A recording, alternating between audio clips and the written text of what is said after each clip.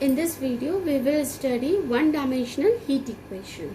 Okay, so one-dimensional heat equation is given by the partial differential equation del U over del T is equals to C square del square U over del X square, where T is time, U is heat and X is at any distance. Okay, at any distance.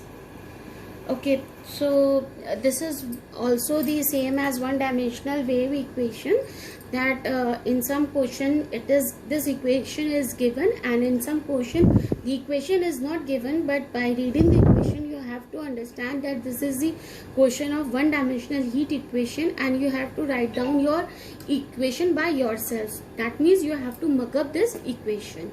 Okay, and again I will tell you the hint how can you recognize that the given question is of one dimensional heat. What I am saying that again I will give you the hint that how will you recognize that the given question is of your one dimensional heat equation. In the question, if the word come rod or bar, if these two words come in your question, that means this is the question of one dimensional heat equation. Okay, so in this question we have two boundary condition. One boundary condition at t equal to 0, at x is equals to 0, u is equals to 0, and second one is at x is equals to L, if L is the length of the rod or bar, u equal to 0, and initial condition is only one at t equal to 0. आपको u हमेशा given होगा आपके question में, तो इसमें initial condition एक ही है और बाउंड्री कंडीशन दो होती है जो आपको खुद से लगानी है, और इनिशियल कंडीशन हमेशा आपको क्वेश्चन में मेंशन होगी. Okay, so first of all we will study the solution of one dimensional heat equation itself. जैसे हमने वन डायमेंशनल में तीन सोल्यूशन फाइंड किए थे और फिर पता किया था कि कौन सा solution is the most suitable solution of a given question. यहाँ भी हम सेम करेंगे. हमने इक्वेशन लिख ली del u over del t is equals to c square del square u over del x square. ठीक है, इक्वेशन नंबर 1 है. यहाँ वैसे ही लेंगे let u is equals to capital X capital T. Equation 2 where capital X is a function of small x only and capital T is a function of small t only. ठीक है, then इन दोनों की value find करेंगे. Del u over del t की value हो जाएगी X T dash, and del square u over del x square की वैल्यू हो जाएगी X double dash T. Then from equation 1 आपको मिल जाएगा क्या मिल गया, x T dash is equals to c square x double dash T. मैंने आपको बताया था सी वाला टर्म हमेशा टी के साथ रखिएगा, तो 1 upon c square T dash upon T equal to x double dash upon x is equals to constant हो गया. ठीक है, अब हमने केस 1 ले लिया. केस 1 में हमने ले लिया when constant is equals to 0, तो हमारा आ जाएगा 1 upon c square T dash upon T equal to x double dash upon x is equals to 0.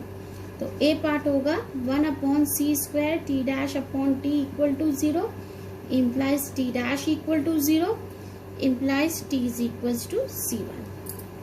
B part हो जाएगा आपका X double dash upon x is equals to 0 implies D square x is equals to 0 implies m square equal to 0 implies m equal to 0,0.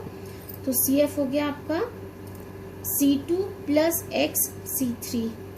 Since Q 0 है तो PI भी आपका 0 हो जाएगा, तो आपको मिल गया capital X is equals to C2 plus x C3.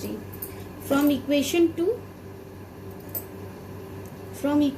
2 आपको मिल गया U XT is equals to C1 C2 plus x C3. This is our equation number 3 and our first solution. अब केस 2 इसी में लिखेंगे. केस 2 क्या हो जाएगा, when constant equal to p square, तो ये आपका p square आ गया ये आ गया आपका पी स्क्वायर, है ना। तो टी डैश की वैल्यू आ गई हमारी p square c square T. तो मैंने आपको बताया यहाँ से आप direct T is equal to क्या लिख सकते हैं, C3 तक हो चुका है, C4 e to the power p square c square T. यहाँ भी आ गया आपका पी स्क्वायर, तो ये आ गया आपका, यहाँ से ये सारा चेंज हो जाएगा। ये आ गया आपका x double dash minus p square x is equal to 0। तो इसको हम लिख सकते हैं d square minus p square x is equal to 0, जहाँ d है आपका d over d x. Auxiliary equation आ गई आपकी M square minus p square equal to 0, m equal to plus minus p, है ना। तो CF आ गया आपका C5 e to the power px plus C6 e to the power minus px। Since Q 0 है तो PI भी 0 हो जाएगा।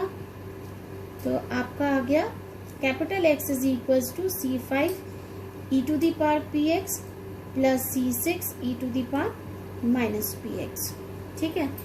तो आपका again from equation 2 next solution आ गया uxt is equal to C4 e to the power p square c square t, C5 e to the power px plus C6 e to the power minus px। This is our equation number 4, ठीक है। और another second solution of our equation. Now अब हमारा जो next solution होगा, case third होगा हमारा। Case third में हम ये ले लेंगे माइनस ऑफ पी स्क्वायर के।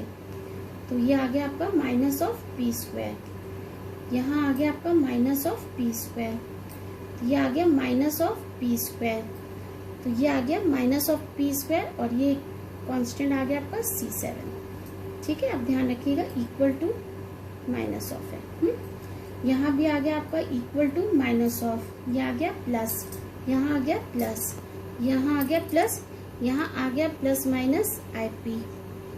तो CF आ गया हमारा, CF आ गया हमारा C8 cos px plus C9 sin px। वही Q0 है, PI 0 है, तो x की वैल्यू आ गई C8 cos px plus C9 sin px, ठीक है। तो नेक्स्ट जो हमारा थर्ड सोल्यूशन आ गया वो आ गया uxt इज इक्वल्स टू, मैं थोड़ा नीचे लिख रही हूँ क्योंकि पावर में uxt इज इक्वल्स टू ये आ गया C7 e to the power minus p square c square T, C8 cos px plus C9 sin px।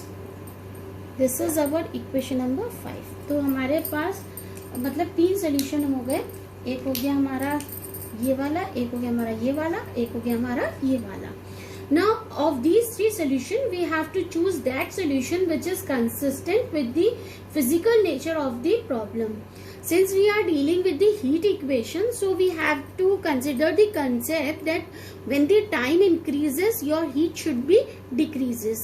Means you have to take the condition if t tends to infinity, u tends to 0। मतलब जब time बहुत ज्यादा होता है तो आपकी heat जो है वो कम होती जाएगी, खत्म होती जाएगी। आप सोल्यूशन 1 में देखिए, हम टी को कुछ भी रखें यू पे कोई फर्क ही नहीं पड़ रहा, क्योंकि आपका जो सोल्यूशन उसमें टी है ही नहीं, तो ये तो आपका वैसे इनवैलिड हो गया। सेकंड में देखिए, अगर आप टी इन्फिनिटी रखते हैं तो e to the power infinity is infinity, मतलब अगर टी इन्फिनिटी पे जा रहा है तो यू भी इन्फिनिटी में जा रहा है, which is not possible, hence you rejecting the solution second. Now in the solution 3 see if you put the t tends to infinity then e to the power minus infinity is 0, यानी u की value 0 जा रही है, यानी this is the most suitable solution to the physical condition of your this method one dimensional heat equation। एक चीज बच्चों आप लोग ध्यान में रखना, हमेशा e to the power infinity हमेशा infinity होता है, but e to the power minus infinity 0 होता है, इस चीज का ध्यान रखना। यहाँ हमें e की पावर इन्फिनिटी मिल रहा था इसलिए ये इन्फिनिटी जा रहा था, यहाँ हमें e की पावर माइनस इन्फिनिटी मिल रहा है इसलिए ये 0 जा रहा है। कब e की पावर इन्फिनिटी मिल रहा है, जब हम t टेंस टू इन्फिनिटी रख रहे हैं इन दोनों केस में, ठीक है। सो So this is the solution of one dimensional heat equation. Which one? This one. ठीक है, तो हम हमेशा कांस्टेंट लेके चलेंगे, माइनस पी स्क्वायर वाला, ये वाली कंडीशन हम हमेशा लेके चलेंगे. Now let us do some numerical based on this one by one. Now see first numerical, मैं पढ़ रही हूँ. A rod of length L, small l, with insulated sides is initially at a uniform temperature U0. मतलब U0 किसकी value है? At T equal to 0 उन्होंने U की value दे रखी है U0. कैसे पता चला T equal to 0? Initially word दे रखा है. ठीक है, रॉड वर्ड आ रहा है, that means it is a one dimensional heat equation. Its ends are suddenly cooled to 0 degree centigrade and are capped at that temperature. Find the temperature function uxt. ठीक है, तो सबसे पहले हमें एक इनिशियल कंडीशन दे रखी है, u is equal to u naught at equal to 0. तो हम लोग सीधे सीधे अपना सोल्यूशन स्टार्ट कर देंगे. सबसे पहले हम करेंगे, लिखेंगे वन डायमेंशनल, इसके सोल्यूशन में हम लिखेंगे one dimensional heat equation is del u over del t is equals to c square del square u over del x square. ठीक है, let u is equals to xt where capital X is a function of small x only and capital T is a function of small t only. Then del u over del t is equals to xt dash and del square u over del x square is equals to x double dash t. From equation 1 we have xt dash is equals to c square x double dash t implies 1 upon c square t dash upon t equal to x double dash upon x equal to minus p square. A part 1 upon c square t dash upon t equal to minus p square.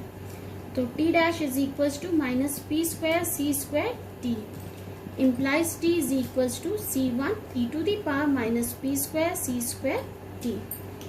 B part हमने लिखा x double dash upon x is equals to minus p square. तो यहाँ से मिल गया x double dash plus p square x is equals to 0.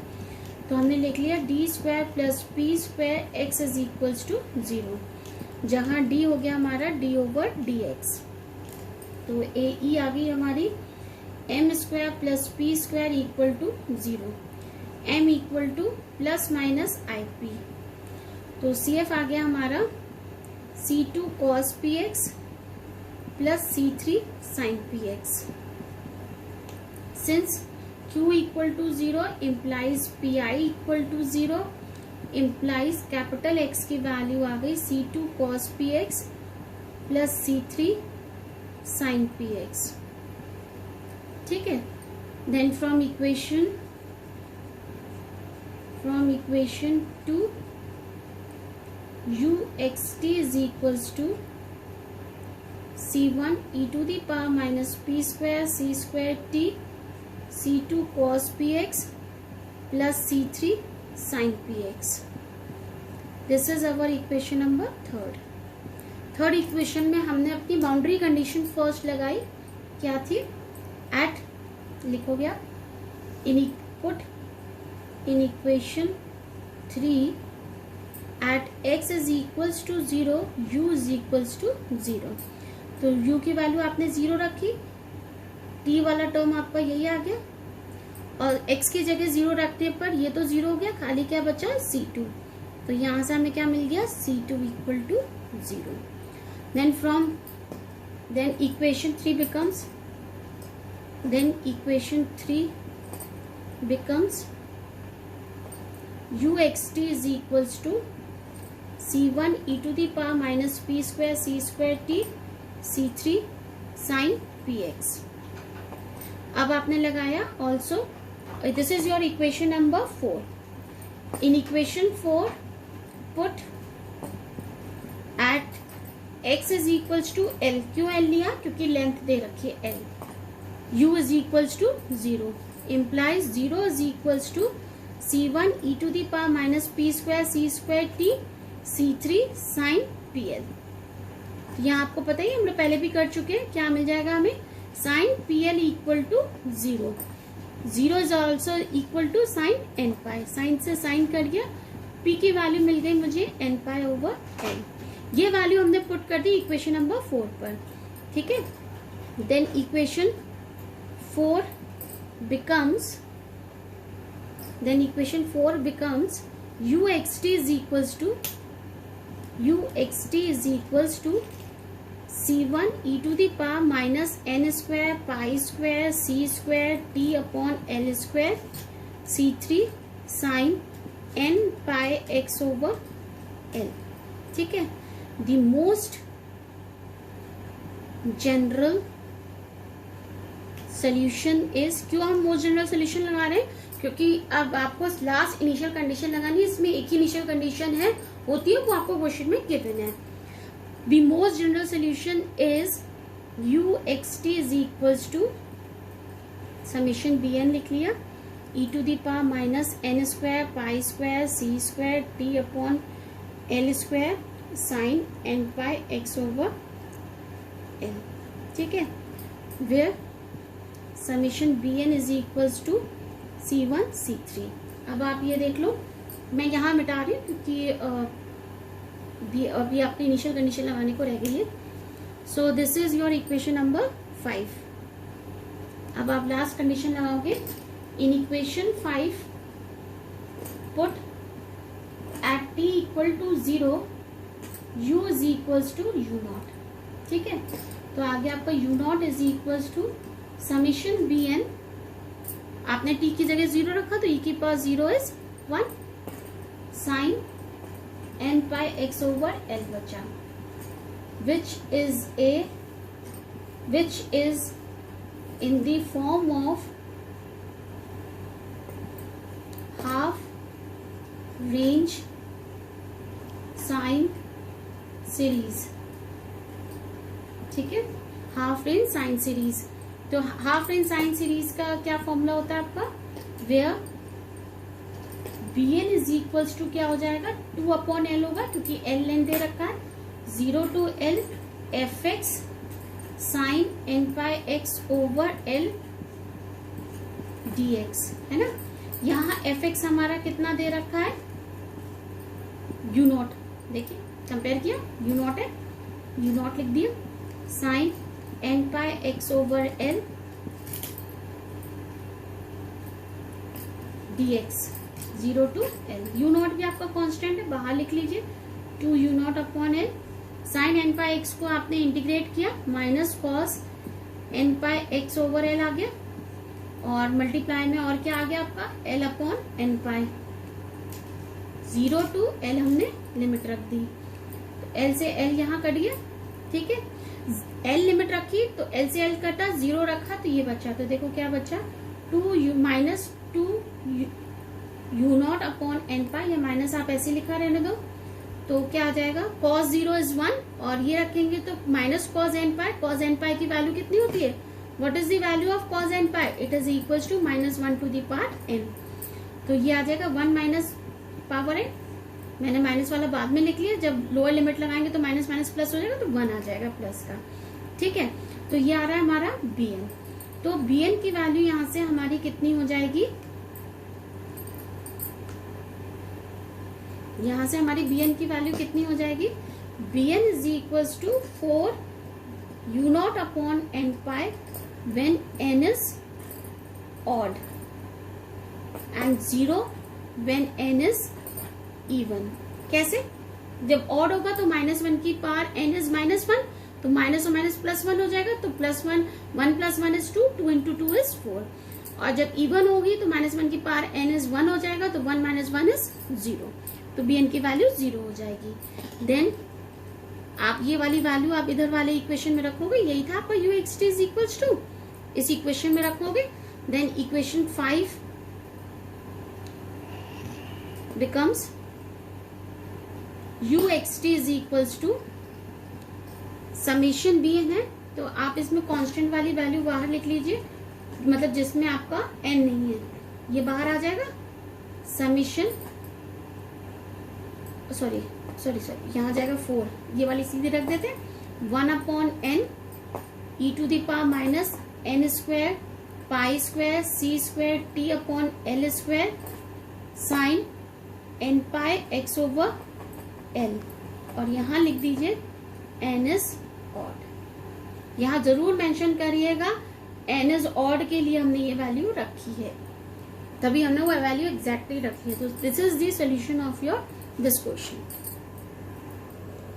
Another question is find the temperature in a bar of length 2 whose ends are capped at 0 and lateral surface insulated if the initial temperature is this।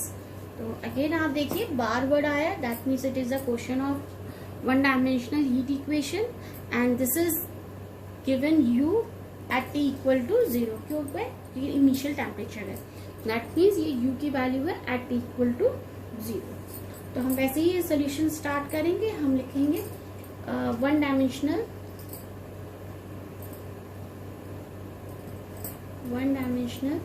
Heat equation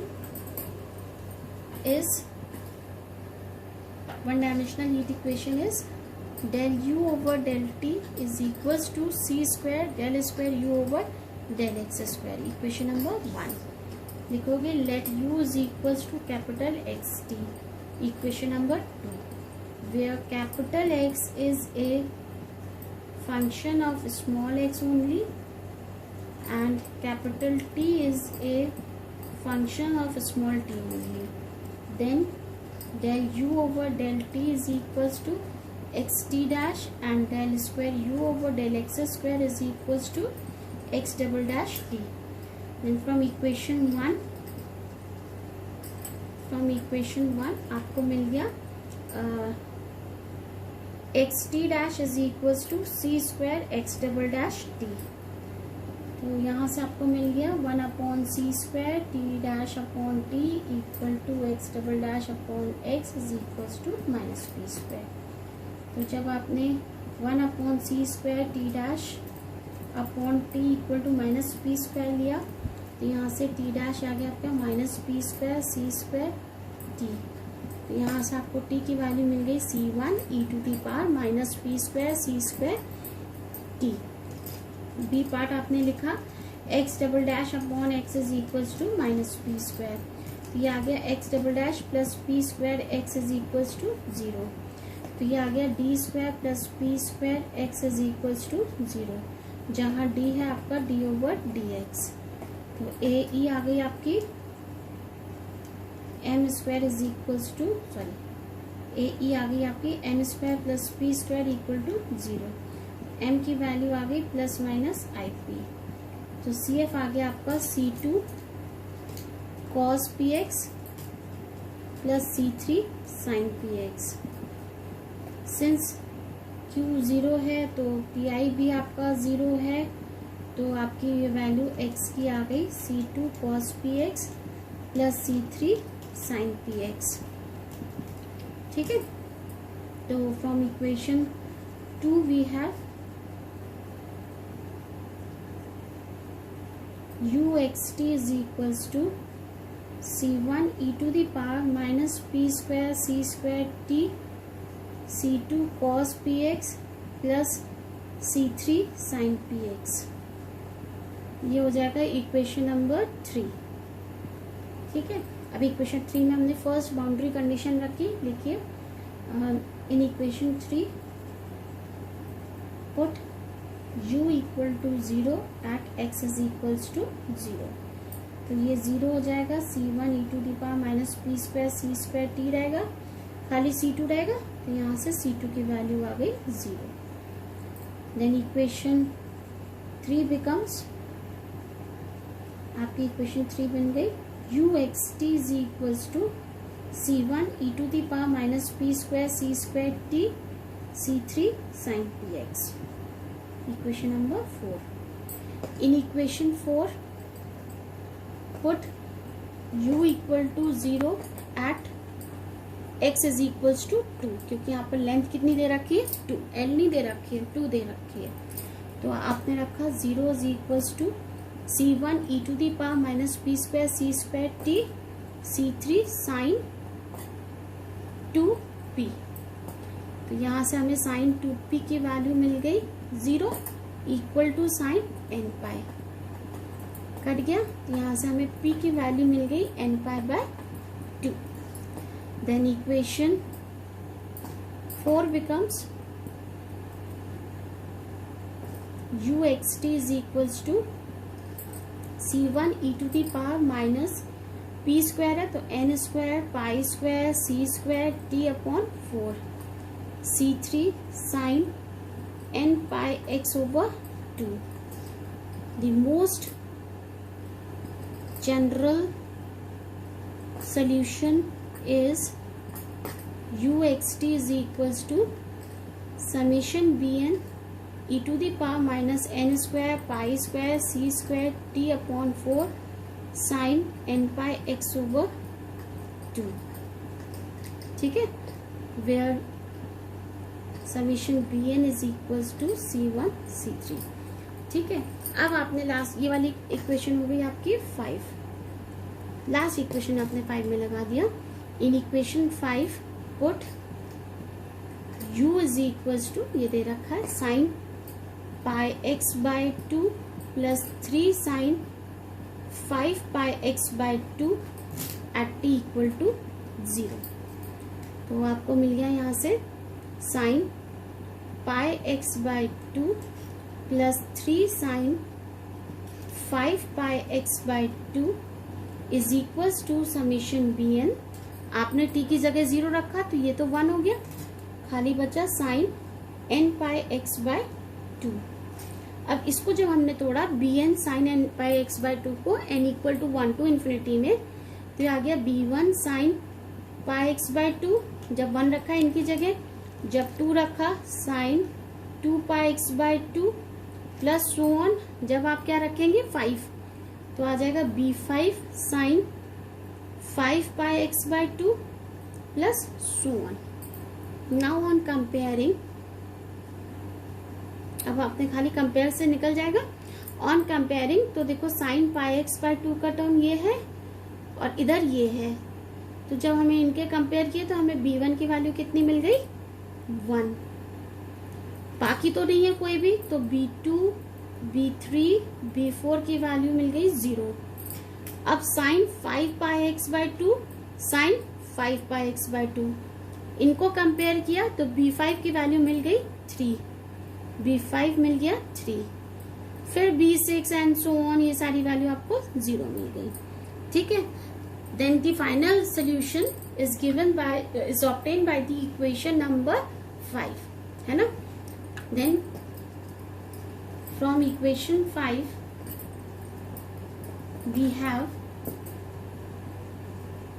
क्या आ जाएगा हमारा uxt is equals to summation bn है, तो हम पहले n equal to 1 के लिए लेंगे क्योंकि b1 की वैल्यू है, n इक्वल टू 1 रखा तो b1 आया, b1 की जगह 1 रख दिया, और यहाँ भी n की जगह 1 रख दिया, तो क्या मिल गया e to the power minus pi square c square t upon 4 sine n की जगह 1 रखा पाई x बाय 2 प्लस, अब n इक्वल टू सीधे 5 रखेंगे क्योंकि बाकी सारी वैल्यू 0 है, तो b5 आएगा, b5 की जगह हमने रख दिया 3, b5 आएगा, b5 की जगह हमने रख दिया 3, तो ये आ गया 3, और यहाँ n की जगह हमने क्या रख दिया 5, तो e to the power minus 5 का square 25 pi square c square t upon 4, और यहाँ भी हमने रख दिया 5 sine 5 pi x by 2, and this is our final answer of this question.